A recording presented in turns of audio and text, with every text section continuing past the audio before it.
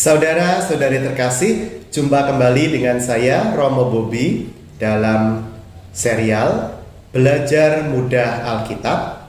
Hari ini kita akan membahas Lukas bab 7. Injil Lukas, seperti yang sudah kita bahas, adalah Injil yang punya banyak sebutan.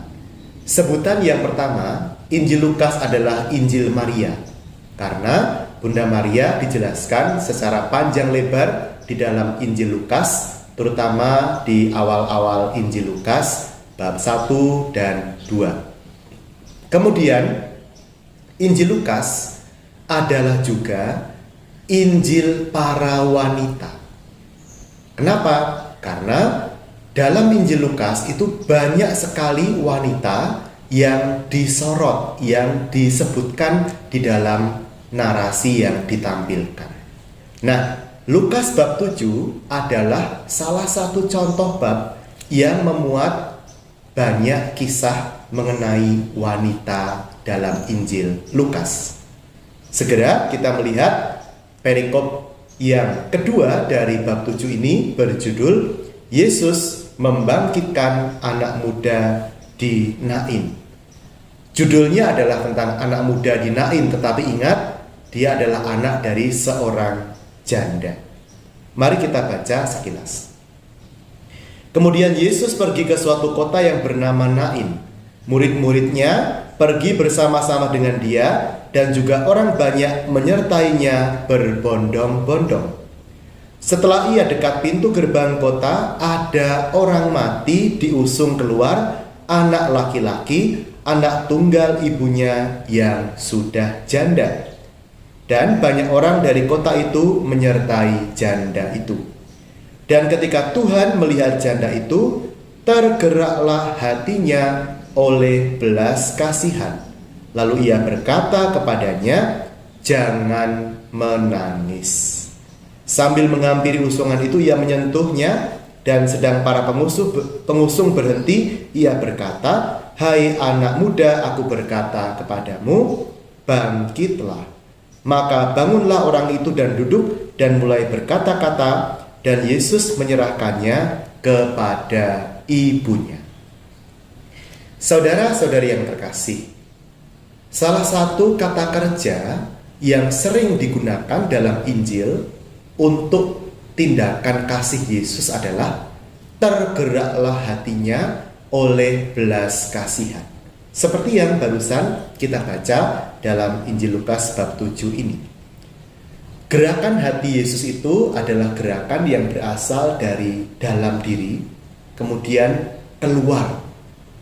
Ya, jadi ini adalah gerakan yang berasal dari dalam, yang tidak bisa dihentikan oleh siapapun. Itulah tergerak oleh belas kasihan. Kenapa Yesus membangkitkan anak laki-laki dari seorang janda ini? Karena hak waris seorang perempuan pada masa itu sangat tergantung pada kerabat laki-laki. Kalau si anak laki-laki ini juga meninggal setelah suaminya meninggal, maka bisa dibayangkan betapa malangnya nasib dari janda ini. Dia akan kehilangan tumpuan ekonominya. Itu antara lain. Tetapi juga kita ingat bahwa dalam tradisi gereja, Santo Yusuf, yaitu Bapak asuh Tuhan Yesus di dunia, itu diperkirakan juga sudah wafat ketika Yesus beranjak dewasa. Nanti dalam karya Tuhan Yesus di luar Nazaret, Santo Yusuf tidak lagi disebutkan. Di atas salib, Yesus dalam Injil Yohanes menyerahkan Bunda Maria kepada murid yang dikasihinya.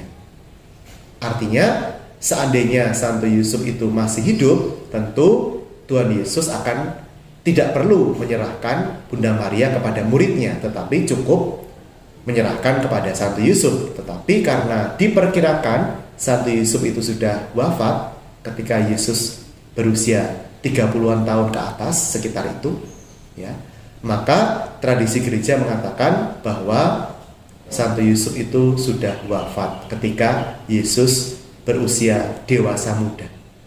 Artinya apa? Artinya Bunda Maria adalah juga seorang yang pernah menjanda. Nah, Yesus Kristus adalah anak laki-laki dari seorang janda juga, yaitu bundanya sendiri, Bunda Maria. Maka ketika melihat janda di Nain ini yang barusan ditinggal mati oleh anaknya laki-laki, Tuhan Yesus seperti melihat Bunda Maria sendiri di dalam diri janda di Nain ini. Inilah salah satu pesan kepedulian Tuhan Yesus kepada kaum wanita, kaum yang tertindas, tersingkirkan, yang hak-haknya lemah pada zamannya. Kita akan melanjutkan pembacaan kita dengan bagian berikutnya yang akan kita bahas dalam rangkaian serial Mari Belajar Alkitab selanjutnya. Silakan berlangganan untuk tidak ketinggalan pembaruan dari serial Belajar Sederhana Alkitab ini. Salam dari saya, Romo Bobi, MSN.